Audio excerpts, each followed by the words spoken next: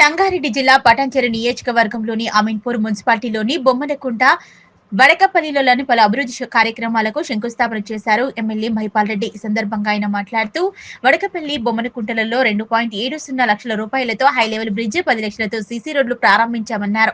Ameenpur municipality జీహెచ్ఎంసీలో విలీనం కావడం జరిగిందని, గ్రేటర్ హైదరాబాద్ లో కలిసిన మీ యొక్క సమస్యలు పరిష్కరించడానికి తాను ముందుంటానన్నారు.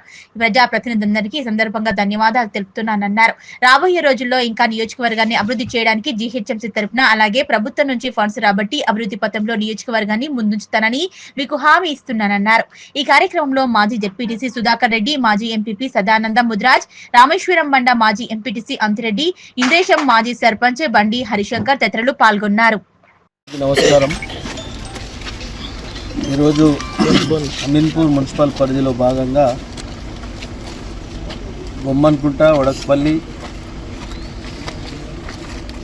పరిధిలో 2,70 రూపాయలతోటి ఒక బ్రిడ్జు, హై లెవెల్ బ్రిడ్జు, అలాగే 15 లక్షలతోటి సీసీ రోడ్డు, 10 లక్షలతోటి సీసీ రోడ్డు ఇనాగ్రేషన్ చేయడం జరిగింది.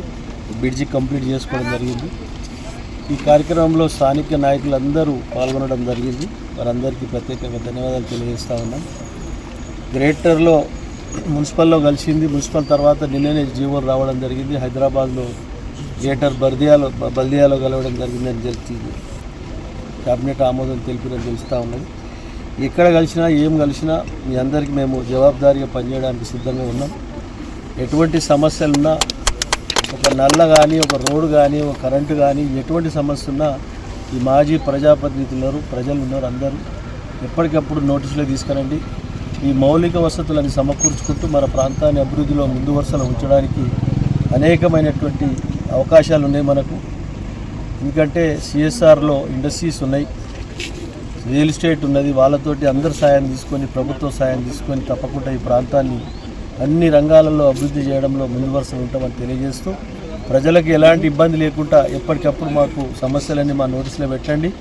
తప్పకుండా పరిష్కరించి వారికి ఇబ్బంది లేకుండా చూసుకునే బాధ్యత మన పైన ఉన్నది. కాబట్టి ఆ విధంగా ముందుకెళ్దామని తెలియజేస్తూ మీ అందరికీ ధన్యవాదాలు. Thank you.